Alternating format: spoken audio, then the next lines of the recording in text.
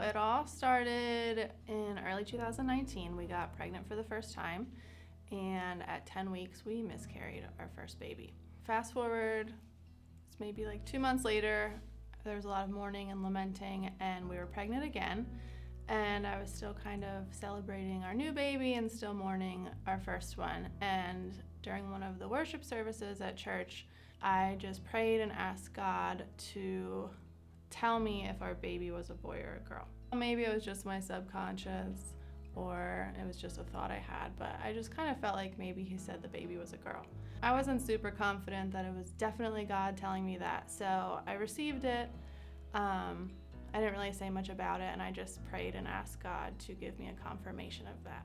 Of course, after I prayed that, I was expecting someone to stand up at church and be like, "Serena Walker, we have a word of knowledge that your baby was a girl." But maybe everyone thinks that. So I'd kind of forgotten about it, and then a few weeks later at our home group, we were going around praying for each person and just opening up our hearts to listen to God's voice if he had any words for that person. Our home group leaders are Darwin and Krista Hurst. So Darwin was praying, and he was just praying over the baby I was pregnant with at the time. He said he had this image of God just holding the baby in his hands and the baby being protected, and then he said, "I just feel like the baby is a girl and God wants you to know that." I was like, oh, that's kind of cool. I just received it. I remember thinking, oh, everyone's been telling me they think it's a boy, and I really thought it was a boy, but that's cool. Good to know it's a girl. When I was just quiet and listening, I heard God very, very clearly, as clear as it can be without being an audible voice, say, "Did you hear what Darwin said?"